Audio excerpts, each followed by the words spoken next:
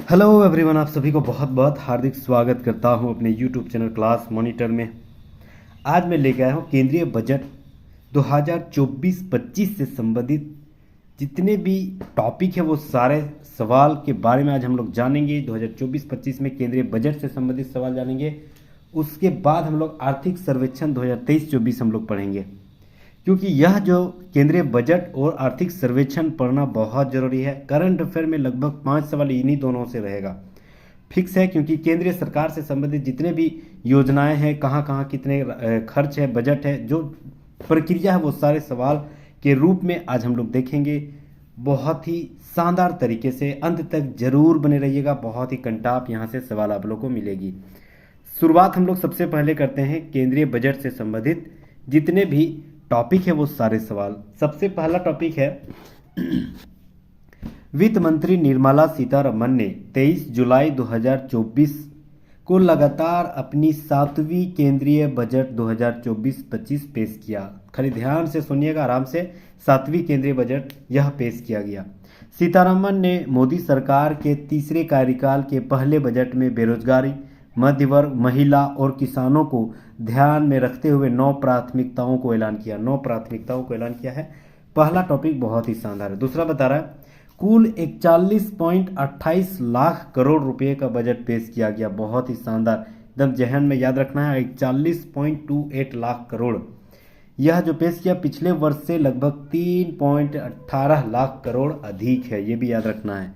अगला टॉपिक बता रहा है कि वित्त वर्ष 2024 में भारत की विकास दर 8.2% रहा है। बहुत ही शानदार यह क्वेश्चन है, याद रखना है। वित्त वर्ष 2024 में भारत की विकास दर जो है वह कितनी है, तो याद रखना है 8.2% रही है। अगला बता रहा है कि राजकोषीय घाटा सकल घरेलू उत्पाद का 4.9% रहा है। याद रखना है, राजकोषीय घाटा जो है सकल घरेलू उत्पाद का, जीडीपी का, वह 4.9% रहा है। अगला है कि बजट में बिहार के करीब 59,000 करोड़ रुपये और आंध्र प्रदेश को 15,000 करोड़ रुपए की मदद मुहैया कराने की घोषणा की गई है। बिहार को 59,000 करोड़ रुपये जो है और आंध्र प्रदेश को 15,000 रुपये, यह बजट के एक अलग से प्रावधान देने की घोषणा की गई है। नेक्स्ट आते हैं, बजट में 5 राज्य जैसे बिहार, झारखंड, पश्चिम बंगाल, ओडिशा, आंध्र प्रदेश के विकास के लिए पूर्वोदय योजना की घोषणा की गई। ये एकदम जहन में याद रखना है, बहुत ही इंपॉर्टेंट सवाल है। कितने राज्यों में पूर्वोदय योजना की घोषणा या शुरुआत की गई, सवाल ऐसे कर सकते हैं। तो याद रखना है बिहार, झारखंड, पश्चिम बंगाल, ओडिशा, ये चारों एक ही जगह है, और नीचे आंध्र प्रदेश। ठीक है, यह 5 जगह पे पूर्वोदय योजना की शुरुआत की गई है। अगला सवाल है, इस बजट जो बजट तैयार किया गया 2024-25, इसका थीम क्या था, ये याद रखना है। थीम इसका क्या था, तो याद रखना विकसित भारत, डेवलपिंग इंडिया जो है, विकसित भारत है लक्ष्य को यह प्राप्त करने के लिए रोड मैप। विकसित भारत के लक्ष्य को प्राप्त करने के लिए रोड मैप, यह जो है बजट की थीम थी। अगला, बजट 2024-25 में 4 वर्गों यानी जातियों में केंद्रित किया गया। सबसे पहले किस पर ज़्यादा फोकस किया जाएगा, सबसे पहले गरीबी को दूर करना है, महिला को सुरक्षा या महिला जो सशक्तिकरण है उस पर ध्यान देना है, युवा को बेरोजगारी से संबंधित सवाल, ये सारे जो जगह पे मतलब इस पर ध्यान देना है। उसके बाद अन्नदाता यानी खाद्य फसल आदि पर ध्यान देना है। मतलब 4 जातियों 4 वर्गों में बजट 2024-25 का बहुत ज़्यादा केंद्रित था, गरीबी, महिलाएं, युवा और अन्नदाता। अगला सवाल, अन्नदाता मतलब किसान। ठीक है, नेक्स्ट, बजट 2024-25 में विकसित भारत के 9 प्राथमिकता, ये भी याद रखना है। भारत के 9 प्राथमिकता कौन से थे, तो याद रखना, भारत में सबसे पहली प्राथमिकता कृषि पर बल देना है, रोजगार और कौशल का प्रशिक्षण करना है। तीसरा है समावेशी मानव संसाधन विकास और सामाजिक न्याय का जो है करना है। उसके बाद विनिर्माण और सेवाओं को प्रोत्साहित करना है। उसके बाद शहरी सिटीजन जो डेवलपमेंट है, शहरी विकास, इसको जो है मतलब डेवलप करना है। उसके बाद ऊर्जा सुरक्षा पर ध्यान देना है। उसके बाद आधारभूत संरचना जो है वह अगला है कि नवाचार, अनुसंधान और विकास पर ध्यान देना है। अगली पीढ़ी के लिए सुधार जैसी व्यवस्था पर बजट 2024-25 में 9 प्राथमिकताओं पर ध्यान दिया गया। बजट 2024-25 के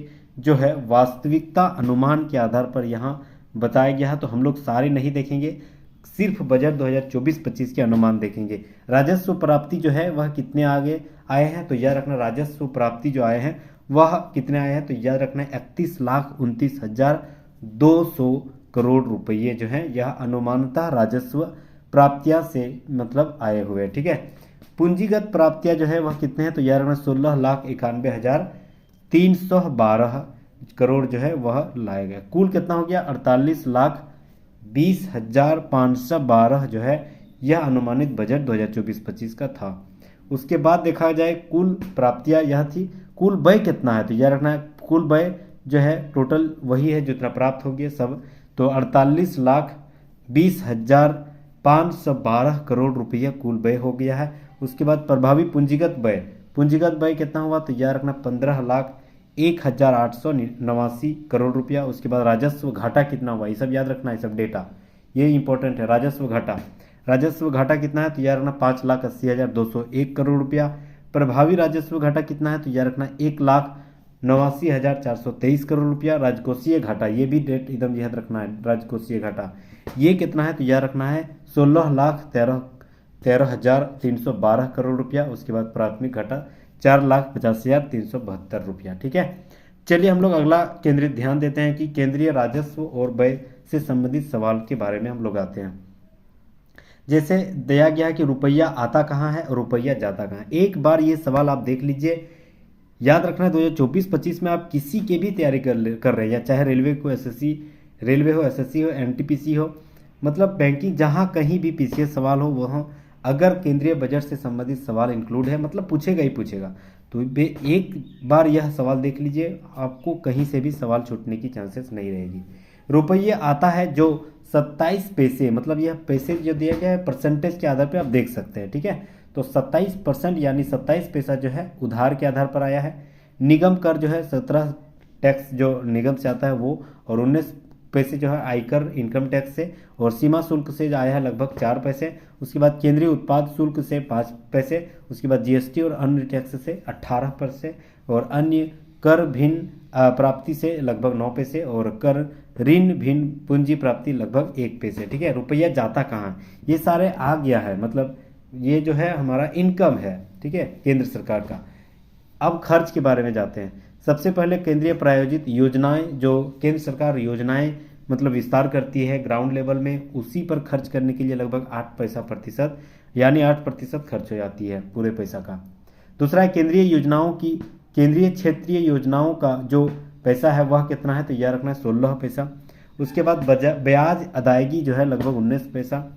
उसके बाद रक्षा के संबंधित जो है 8% 8 पैसा यानी आर्थिक सहायता से संबंधित लगभग 6 पैसे, और वित्त आयोग और अन्य अंतरण से 9 पैसे, और राज्य का हिस्सा जो बताया गया करों शुल्क में वह 21 पैसे, और याद रखना पेंशन से संबंधित 4 पैसे, और अन्य व्यय जो है वह 9 पैसे हो गए, ठीक है।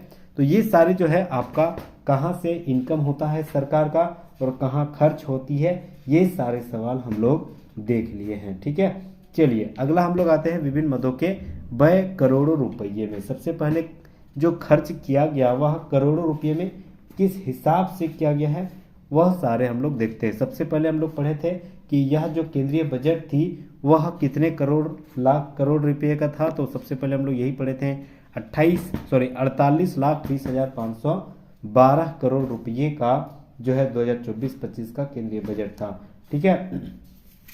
अब हम लोग आते हैं इसके बारे में जानते हैं सबसे पहले कि यह जो दिया गया है कहाँ कहाँ खर्च हुआ है करोड़ों में। तो व्यय के मामले में जो खर्च हुआ है वह लगभग 11,62,940 करोड़ रुपये खर्च हुआ है। परिवहन में 5,44,128 करोड़, रक्षा में 45,04,773 करोड़ रुपये, प्रमुख सब्सिडी में 3,81,175 करोड़। उसके बाद राज्यों का अंतरण में 3,22,787 करोड़, ग्रामीण विकास में 2,65,808 करोड़, पेंशन में 2,43,296 करोड़, कर प्रशासन में 2,03,350 करोड़ रुपये, कृषि और संबंध कार्यकलाप से संबंधित 1,51,851 करोड़ रुपया, गृह से संबंधित 1,50,983 करोड़, शिक्षा से संबंधित लगभग 1,25,638 करोड़, और बताया गया आईटी और दूरसंचार से संबंधित लगभग 1,16,342 करोड़। उसके बाद दिया गया स्वास्थ्य से संबंधित हेल्थ सेक्टर में, हेल्थ सेक्टर में जो दिया गया खर्च वह जो है 2024-25 के बजट में लगभग 89,287 करोड़ रुपया। उसके बाद वित्त आयोग के द्वारा 86,339 करोड़ रुपया, शहरी विकास से संबंधित 82,577 करोड़ रुपया, ऊर्जा से संबंधित। हालांकि ये सब सवाल बहुत ही कम पूछे जाते हैं, इससे पहले जो हम लोग पढ़े थे खर्च वहीं से सवाल बनते हैं ज़्यादातर, ये सब याद रखना, ठीक है। चलिए, संघ क्षेत्र से संबंधित लगभग 68,68,660 करोड़ रुपया। सामाजिक कल्याण एक बार हम लोग देख लेते हैं कि कहाँ किससे ज़्यादातर खर्च हुआ है, वो सब डाटा अगर जहन में याद रहेगा तो और भी अच्छा बात है, ठीक है। सामाजिक कल्याण के लिए 56,501 करोड़ रुपया, वाणिज्य उद्योग के लिए 47,559 करोड़, वैज्ञानिक विभाग के लिए 32,736 करोड़ रुपया, विदेशी मामलों में 22,155 करोड़, योजना एवं सांख्यिकी से संबंधित 6,291 करोड़, और पूर्वोत्तर के विकास के लिए जो है 5,900 करोड़ रुपया, और अन्य के लिए 1,44,477 करोड़ रुपया, ठीक है। चलिए, हम लोग ये सब डाटा जो बता रहे हैं अब जो आया है ये एकदम जहन में याद रखना है, ये सब बहुत ही इंपॉर्टेंट है। यही सब सवाल एकदम डेफिनेटली डायरेक्ट पूछा जाता है हर एग्जाम में, याद रखना है। रेलवे में तो बहुत ज़्यादा यही सवाल पूछा जाता है, यही सबसे। प्रमुख योजनाओं का धन आवंटन, ठीक है। मनरेगा में कितना खर्च किया गया, तो 86,000 करोड़ रुपया मनरेगा में 2024-25 के बजट से तय किया गया है। सोलर एनर्जी यानी ग्रिड एनर्जी से लगभग 10,000 करोड़ रुपया। अनुसंधान, रिसर्च और डेवलपमेंट जो योजनाएं हैं, परियोजनाएं हैं, उससे संबंधित लगभग 1,200 करोड़ रुपया। सेमीकंडक्टर का विकास और डिस्प्ले विनिर्माण के लिए लगभग 6,903 करोड़ रुपया। नाभिकीय ऊर्जा परियोजना के लिए लगभग 2,228 करोड़ रुपया। औषध उद्योग के लिए PLI लगभग 2,143 करोड़ रुपया। प्रत्यक्ष लाभ अंतरण LPG के लिए लगभग 1,500 करोड़ रुपया। IDEA स्कीम के अधीन क्रेडिट लाइन के लिए 3,849 करोड़ रुपया। अगला हम लोग आते हैं घाटे की प्रवृत्ति। जैसे ये सारे हम लोग खर्च देख लिए, अब घाटा कहाँ कहाँ हुआ है GDP के प्रतिशत के आधार पर वो सारे देखते हैं। जैसे राजकोषीय घाटा में लगभग 16.13 लाख करोड़ रुपया खर्च है, मतलब घटा हुआ है, ये सब याद रखना है। और डेटा जो परसेंटेज में दिया है 4.9%, ये एकदम जहन में बैठा लेना है, ठीक है। से 16 लाख वाला पूछे या ना पूछे, लेकिन परसेंटेज वाला बहुत ज़्यादा बार पूछा जाता है, याद रखना है। 4.9% जो है राजकोषीय घाटा 2024-25 के बजट में हुआ है, GDP का 4.9%। अगला है राजस्व घाटा। राजकोषीय घाटा अलग होती है, राजस्व घाटा अलग होती है। लगभग 5.80 लाख करोड़ रुपया, GDP का 1.8 लाख करोड़ प्रतिशत। प्राथमिक घाटा, ठीक है, ये सब याद रखना है, लगभग 4.5 लाख करोड़ रुपया, GDP का 1.4%। प्रभावी राजस्व घाटा 1.89 लाख करोड़ रुपया, GDP का 0.6 करोड़। ये वाला एकदम जहन में याद रखना है, बहुत इंपॉर्टेंट है यार। राजकोषीय घाटा 4.9% पूछा जाता है ये सवाल। बजट 2024-25 के प्रतियोगी परीक्षा के लिए तथ्य से संबंधित सवाल, मतलब अब हम लोग जो आते हैं वन लाइनर सवाल, यहाँ से सवाल डेफिनेटली बनेंगे। चलिए शुरुआत करते हैं। सबसे पहला है कि 10,000 आवश्यकता आधारित जैव इनपुट केंद्र स्थापित करने की घोषणा की गई। जैव इनपुट केंद्र की स्थापना करने की घोषणा कितना किया गया, तो याद रखना 10,000। अगला है EPFO में पंजीकृत पहली बार नौकरी करने वाले कर्मचारियों को 15,000 रुपये तक एक माह के वेतन जो है 3 किस्तों में प्रदान किए जाने की घोषणा की गई, ये भी सही है। अगला है कि 5 वर्ष की अवधि में 20 लाख युवाओं को कौशल बनाया जाएगा, ठीक है। ये कितना ग्राउंड लेवल पर सच्चाई होती है ये तो हम और आपको तो पता ही है, ठीक है। 20 लाख युवाओं को कौशल बनाया जाएगा 5 वर्षों में। अगला है 1,000 औद्योगिक प्रशिक्षण संस्थानों को हब में उन्नति किया जाएगा, ये भी शानदार है। 5 वर्ष में 1 करोड़ युवाओं को 506 कंपनियों में इंटर्नशिप देने का मौका दिया जाएगा, ठीक है। अगला है कि घरेलू संस्थाओं में उच्च शिक्षा के लिए लगभग 10 लाख रुपए तक के ऋण ब्याज पर लगभग 3% की छूट प्रदान की जाएगी, ठीक है, उच्च शिक्षा के लिए घरेलू संस्थानों में। अगला कि प्रधानमंत्री जनजातीय उन्नत ग्राम अभियान के तहत लगभग 63,000 गाँव, ये सब ध्यान रखना है, कितना गांव, तो याद रखना 63,000 गाँव को कवर करते हुए जनजातीय समुदाय को सामाजिक आर्थिक व सुधार लाया जाएगा, ठीक है, याद रखना 63,000 गाँव। अगला है पूर्वोत्तर राज्य में इंडिया पोस्ट पेमेंट बैंक की 100 से अधिक शाखाएं स्थापित किया गया, ये भी इंपॉर्टेंट सवाल है, हाल ही में ये सवाल पूछा गया था, ठीक है, ये सवाल फेस हो चुका है, याद रखना है। इंडिया पोस्ट पेमेंट बैंक में कितने मतलब शाखाएं खोला गया है, याद रखना है पूर्वोत्तर राज्यों में, तो याद रखना है 100 से अधिक, ये सब जहन में एकदम याद रखना है, इंपॉर्टेंट सवाल है। अगला सवाल, अगला है कि मुद्रा ऋण क्या था, तो याद रखना है MSME को बढ़ावा देने के लिए तरुण श्रेणी के अंतर्गत मुद्रा लोन को 10 लाख से बढ़ाकर 20 लाख रुपए कर दिया गया। इंपॉर्टेंट सवाल है, ये भी इंपॉर्टेंट सवाल है, ठीक है। मुद्रा योजना जो किया गया था वह 10 लाख ऋण था, वह अब 20 लाख कर दिया गया। ये भी इंपॉर्टेंट सवाल, ये भी पूछा जा चुका है। अगला है PM आवास योजना के तहत लगभग 10 लाख करोड़ रुपये निवेश, जिससे 1 करोड़ रुपये शहरी और मध्यम वर्ग के परिवारों को समस्याओं को हल किया जाएगा। ये भी शानदार है। ग्रामीण और शहरी क्षेत्रों में लगभग 3 करोड़ रुपये अतिरिक्त घर बनाए जाएंगे। 3 करोड़ अतिरिक्त घर बनाए जाएंगे ग्रामीण और शहरी क्षेत्रों में। नेक्स्ट आते हैं कि प्रधानमंत्री गरीब कल्याण अन्न योजना को 5 साल के लिए बढ़ाने का फैसला लिया। ये भी शानदार सवाल है, ये भी पूछा जा चुका है, ठीक है। प्रधानमंत्री गरीब कल्याण अन्न योजना कितने सालों के लिए बढ़ा दिया है, एक्सटेंड कर दिया है, तो याद रखना 5 सालों के लिए। इंपॉर्टेंट है। अगला सवाल, advance ultra super critical technology AUSC की मदद से NTPC और BHEL के बीच संयुक्त उद्यम के लिए लगभग 800 मेगावाट व्यावसायिक थर्मल पावर प्लांट लगाने की घोषणा की गई। बहुत ही शानदार सवाल है, ठीक है। याद रखना कितने मेगावाट, तो 800 मेगावाट किसके बीच में, NTPC और BHEL, इसी दोनों के बीच में MOU हुआ है advance ultra super critical technology USEC की मदद से। अगला सवाल, PM सूर्य घर मुफ्त बिजली योजना के तहत 1 करोड़ परिवारों को हर महीने 300 यूनिट तक बिजली फ्री दिया जाएगा। बहुत ही शानदार सवाल, भी रियाज सवाल एकदम रट लीजिएगा एकदम। केंद्रीय बजट से संबंधित ये सवाल छपेगी। अगला है कि बुनियादी ढांचों के लिए लगभग 11,11,111 करोड़ रुपये प्रावधान किया गया, बुनियादी ढांचों को मतलब मजबूत करने के लिए। अगला है राज्यों को 1.5 लाख करोड़ रुपये का ब्याज जो है मुक्त कर्ज आवंटित किया जाएगा। नेक्स्ट आते हैं नई कर व्यवस्था संशोधित। ये भी बहुत ही शानदार है, यहाँ से एकदम जहन में याद रखना है कर व्यवस्था कैसे लगता है। अगर 3 लाख रुपये आप कमा रहे हैं सालाना, तो याद रखना आपको टैक्स नहीं लगेगा। 3 से 7 लाख अगर 3 से 7 लाख रुपये आप कमा रहे हैं, तो याद रखना 5% आपको टैक्स देना पड़ेगा, ठीक है। जितना कमा रहे हैं उसका 5%। अगला है 7 से 10 लाख अगर आप कमा रहे हैं, तो याद रखना 10% टैक्स लगेगा, ठीक है। ये सारे जो हैं प्रत्यक्ष कर है, डायरेक्ट टैक्स है, ठीक है, ये सब याद रखना है। अगला सवाल, अगला है कि 10 से 12 लाख रुपए कमा रहे हैं, तो याद रखना 15% टैक्स। 12 से 15 लाख कमा रहे हैं, तो याद रखना है 20% टैक्स देना पड़ेगा, और 15 लाख से अधिक कमा रहे हैं तो 30% टैक्स। मतलब मैक्सिमम अगर है 30% टैक्स और मिनिमम अगर है तो 5% टैक्स, जो कि प्रत्यक्ष टैक्स के रूप में प्राप्त किया जाता है। चलिए अगला हम लोग आते हैं, अंतरिक्ष क्षेत्र में शोध करने के लिए लगभग 1000 करोड़ रुपये आवंटित किया गया। बहुत ही शानदार। कर प्रस्ताव, वेतनभोगी के लिए नए टैक्स रिजिमी में लगभग 7 लाख तक के आय कर मुक्त कर दिया है। मानक कटौती में लगभग 75,000 रुपये कर दिया, ये भी सवाल अच्छा है।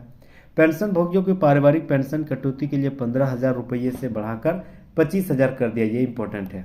अगला है सभी वित्तीय और गैर वित्तीय परिसंपत्तियों को दीर्घकालिक लाभ के लिए 12.5% कर दर जो है लागू कर दी जाएगी। अगला है कुछ वित्तीय परिसंपत्तियों पर अल्पावधि लाभ पर 20% लाभ कर दिया जाएगा, ये भी अच्छा है। अगला है कि अपील में लंबित आयकर विवादों को समाधान करने के लिए विवाद से विश्वास योजना शुरुआत किया गया। बहुत ही शानदार और कंटाप सवाल। यहाँ से सवाल पूछ दे कि विवाद से विश्वास योजना किससे संबंधित है, तो याद रखना है अपील अगर कर दिया जाता है किसी भी केस पर, तो उसका लंबित मतलब ज़्यादा समय लंबा नहीं किया जाएगा, यह योजना का मुख्य फोकस रहेगा, ठीक है। अगला सवाल, विदेशी कंपनियों को कॉरपोरेट की कर का दर जो है घटाकर 35% कर दिया है, ये भी शानदार है। सोने और चांदी की सीमा शुल्क जो है 6% कर दिया, जो पहले 15% था, ठीक है, याद रखना ये इंपॉर्टेंट है। सोना और चांदी जो सीमा शुल्क जो है वह लगभग 6% कर दिया गया है, पहले 15% था। अगला सवाल, शहरों में स्वरोजगार को बढ़ावा देने के लिए 100 साप्ताहिक बाजार स्थापित करने की घोषणा की गई, ये भी इंपॉर्टेंट सवाल है, याद रखना है 100 साप्ताहिक बाजार स्थापित करने की घोषणा की गई है शहरों के स्वरोजगार को बढ़ावा देने के लिए। नेक्स्ट आते हैं, रेलवे के विकास के लिए 2,62,200 करोड़ रुपया आवंटित किया गया रेलवे के लिए। रक्षा मंत्रालय के लिए लगभग 6.22 लाख करोड़ रुपये बजट आवंटित किया गया, जिस कुल बजट का लगभग 12.9% है। अगला सवाल, शिक्षा के लिए 1.48 लाख करोड़ रुपया आवंटित किया गया, ये भी अच्छा है। पर्यटन क्षेत्र के लिए लगभग 1489 करोड़ रुपया पर्यटक क्षेत्र टूरिज्म सेक्टर के लिए दिया गया है। अगला है आयुष्मान भारत प्रधानमंत्री जन आरोग्य योजना के लिए लगभग 73,000 करोड़ रुपया आवंटित किए गए। शानदार सवाल, ठीक है। आयुष्मान भारत प्रधानमंत्री जन आरोग्य योजना ये बहुत इंपॉर्टेंट है, इसमें लगभग 73,000 करोड़ रुपया आवंटित की गई बजट 2024-25 में। नेक्स्ट आते हैं प्रधानमंत्री किसान सम्मान निधि योजना के तहत लगभग 6,000 करोड़ रुपया आवंटित किया गया। अगला है महिलाओं लड़कियों से जुड़ी योजनाओं में लगभग 3 लाख करोड़ रुपया आवंटित किया गया, ये भी अच्छा है। नेक्स्ट हम लोग आते हैं कि बजट 2024-25 में बिहार पर सौगातों का बरसात, बिहार में कितना दिया गया है। अगर आप बीपीएससी की भी तैयारी कर रहे हैं तो ये बहुत इंपॉर्टेंट है। बजट 2024-25 में बिहार प्रत्यक्ष तौर पर लगभग 59,000 करोड़ रुपये परियोजनाओं का ऐलान किया गया। पटना, पूर्णिया, भागलपुर, बक्सर, बोधगया, उसके बाद दरभंगा एक्सप्रेसवे बनाने की घोषणा की गई। बिहार में सड़क परियोजनाओं के लगभग 26 करोड़ रुपया सड़क परियोजनाओं के अंतर्गत खर्च करने की सुविधा दी गई। उसके बाद 21,400 करोड़ रुपया पीर प्यांती यानी भागलपुर से विद्युत परियोजना की शुरुआत करने की घोषणा की गई। उसके बाद है कोसी मैची लिंक जो है परियोजना की शुरुआत की गई। बाढ़ से नुकसान और अध्ययन एवं रोकथाम करने के लिए लगभग 11,500 करोड़ रुपये का प्रावधान किया गया। नेक्स्ट आते हैं कि काशी विश्वनाथ मंदिर कॉरिडोर के तर्ज पर विष्णुपद मंदिर कॉरिडोर की महाबोधि मंदिर कॉरिडोर का विकास किया गया, शानदार है। नालंदा विश्वविद्यालय को उसके गौरवशाली स्वरूप में पुनर्जीवित करने के अलावा नालंदा को एक पर्यटक क्षेत्र के रूप में विकसित करने की घोषणा की गई, ये भी बहुत ही शानदार सवाल है। उसके बाद यहाँ बता रहा राजगीर में जैन, हिंदू, जैन, बौद्ध और तीर्थ स्थलों को वैश्विक पर्यटक स्थल का मानचित्र में बनाया जाएगा। बिहार में 10 नए एयरपोर्ट बनाया जाएगा, ये भी आवंटित की गई। बिहार में कम से कम 2 मेडिकल कॉलेज की स्थापना किया जाएगा, ये भी 2024-25 के बजट में तय किया गया। अब हम लोग आते हैं आर्थिक सर्वेक्षण 2024-25 से संबंधित सवाल, ठीक है। सवाल यहीं से बनेंगे अगर 2024 में एग्जाम दे रहे हैं तो। आर्थिक सर्वेक्षण बहुत इंपॉर्टेंट है, यहाँ से सवाल बनते हैं और ये सब जहन में हमेशा याद रखना है। वित्त मंत्री निर्मला सीतारमण ने 22 जुलाई 2024 को संसद में आर्थिक सर्वेक्षण 2024-25 पेश किया गया। इसके मुख्य सलाहकार वी अनंत नागेश्वर के नेतृत्व में तैयार दूसरा आर्थिक सर्वेक्षण था। ये डेट और नाम याद रखना, ठीक है। वी अनंत नागेश्वर के जो है इसके आर्थिक सलाहकार, मुख्य आर्थिक सलाहकार थे। नेक्स्ट हम लोग आते हैं कि आर्थिक समीक्षा 2024-25 के महत्वपूर्ण तथ्य, परीक्षा से संबंधित सवाल। वित्त वर्ष 2023-24 में भारत की वास्तविक जीडीपी 8.2% बढ़ी है, जो 2023-24 के 4 में से 3 तिमाहियों में 8% से अधिक रहा, ठीक है। ये वाला हमेशा याद रखना है, 8.2% वित्त वर्ष 2024-25 में बढ़ गया है। अगला सवाल, वित्त वर्ष 2024-25 में भारत की जीडीपी, ठीक है, जीडीपी जो है 6.5 से 7% के बीच में रहने का अनुमान लगाया गया। नेक्स्ट आते हैं कि वित्त वर्ष 2023-24 में जीवीए, ठीक है, में लगभग 7.2% में वृद्धि हुई है। इसके स्थिर कीमतों की शुद्ध करों में लगभग 19.1% की वृद्धि हुई है। नेक्स्ट आते हैं कि वित्त वर्ष 2023-24 में खुदरा मुद्रास्फीति में लगभग 6.7% से घटकर 5.4% हो गया। खुदरा मुद्रास्फीति में लगभग 5.4% रह गया है, ये अच्छा है। अगला सवाल, वित्त वर्ष 2023-24 में सकल स्थिर पूंजी निर्माण में वास्तविक रूप से 9% की वृद्धि हुई है, बहुत ही शानदार। नेक्स्ट आते हैं कि वित्त वर्ष 2023-24 के दौरान CAD सकल घरेलू उत्पाद में लगभग 0.7% रहा है, जो कि वित्त वर्ष 2023-24 का 2% घटा से बेहतर रहा है। नेक्स्ट आते हैं कि वित्त वर्ष 2023-24 में वैश्विक वस्तुओं के निर्यात में भारत की हिस्सेदारी 1.8% रही। बेरोजगारी दर जो है 2023-24 में घटकर 3.2% रही है। युवा बेरोजगार वर्ष 2017-18 के 17.8 से 2022-23 में लगभग 10% हो गया, ठीक है। 2017-18 में 17% युवा बेरोजगार थे, अब 2022-23 में लगभग 10% रह गई है। अगला सवाल, वर्तमान में महिला श्रम बल में भागीदारी लगभग 37% रही है। महिला श्रम बल भागीदार लगभग 37.0% रही है। अगला, कृषि क्षेत्रों में पिछले 5 वर्षों में स्थिर कीमतों पर लगभग 4.18% औसत वार्षिक वृद्धि दर्ज हुई है, ठीक है। अगला है कि वित्त वर्ष 2015-16 में लगभग 90 लाख हेक्टेयर क्षेत्र में सूक्ष्म सिंचाई के अंतर्गत शामिल किया गया।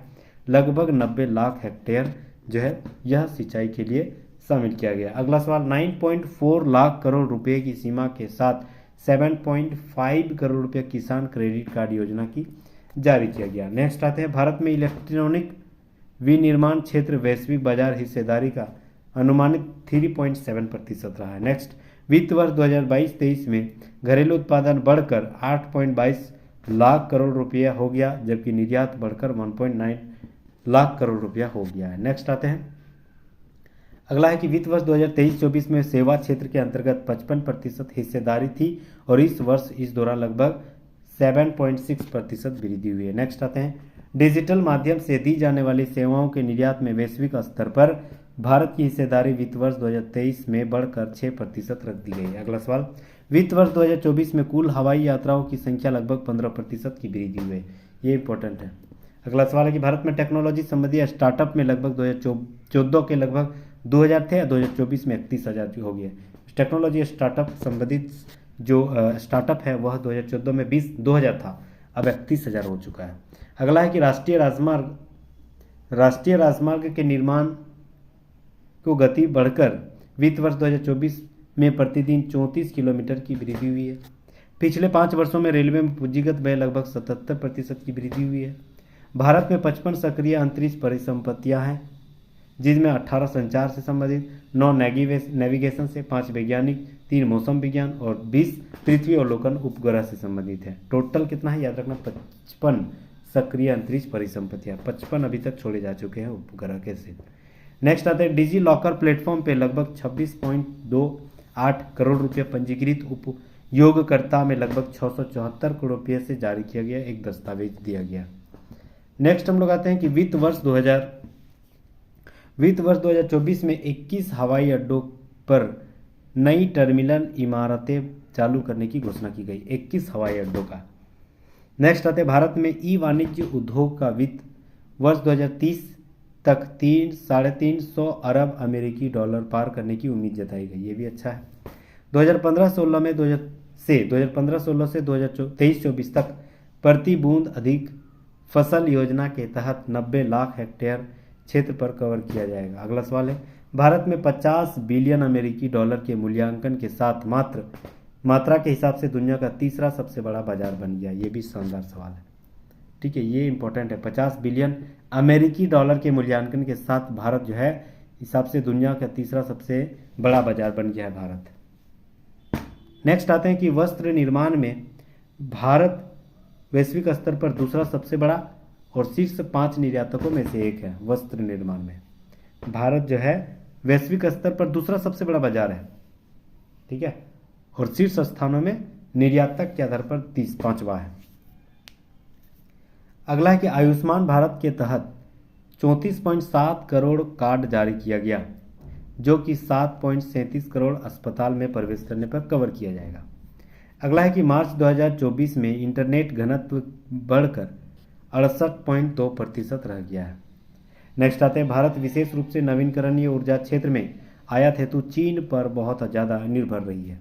नवीकरणीय ऊर्जा क्षेत्र में ज़्यादातर जो है चीन पर हम लोग निर्भर रह चुके हैं। ये जो है ना बहुत ही दुर्भाग्य की बात है। अगला सवाल, वर्ष 2030 तक गैर कृषि क्षेत्र में प्रतिवर्ष 7.85 मिलियन नौकरियां प्रदान किया जाएगा। ये इंपॉर्टेंट है, 7.85 मिलियन नौकरियां देने की घोषणा की गई 2030 तक, वो भी गैर कृषि क्षेत्र से संबंधित। अगला सवाल, विद्यांजलि पहल के तहत सामुदायिक सहभागिता के माध्यम से 1.44 करोड़ छात्रों के लिए शैक्षिक अनुभवों को बढ़ावा देगा। यह भी शानदार सवाल है। नेक्स्ट, पोषण भी पढ़ाई भी कार्यक्रम का उद्देश्य आंगनबाड़ी केंद्रों पर विश्व का सबसे बड़ा सार्वभौम उच्च गुणवत्ता तथा प्री स्कूल नेटवर्क विकसित करने की घोषणा की गई। नेक्स्ट, अनुसंधान और विकास प्रगति के तहत वित्त वर्ष 2024 में लगभग 1 लाख पैटेंट प्रदान किए गए, जबकि वित्त वर्ष 2020 में यह 25,000 से कम थी।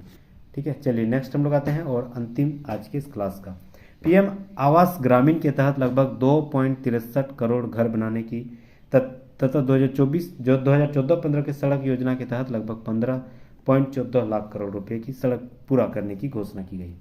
ठीक है, 2.63 करोड़ घर और 15 लाख किलोमीटर तक सड़क पूरा करने की जो है वह तैयार किया गया। अगला, मई 2024 में 1.28 लाख करोड़ रुपये से अधिक निवेश आकर्षित किया गया, जो कि जिसमें 10.8 लाख करोड़ रुपये उत्पादन तक बिक्री और 8.5 लाख से अधिक नौकरियां सृजन करने की घोषणा की गई। ठीक है, तो आज हम लोग सबसे बहुत ही मतलब शानदार एक चैप्टर था आर्थिक सर्वेक्षण और बजट। ये सारे सवाल हम लोग देख लिए हैं और टॉपिक के रूप में।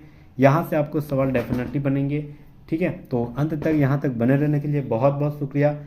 ऐसे ही नए नए कंटेंट मटेरियल के साथ प्लीज़ हमारे साथ जुड़े रहिएगा। अभी के अभी सब्सक्राइब कर लीजिएगा। हमारी फैमिली में आपका जोरदार स्वागत रहेगा। ठीक है, अगर आपको यह PDF चाहिए तो प्लीज़ विजिट कीजिए आप डिस्क्रिप्शन में, वहाँ पर टेलीग्राम का लिंक होगा, ओपन कीजिएगा, फॉलो कीजिएगा, वहाँ पर आपको मिल जाएगा। ठीक है, thank you so much guys. फिर मिलते हैं नेक्स्ट वीडियो में, तब तक जय हिंद। Thank you again.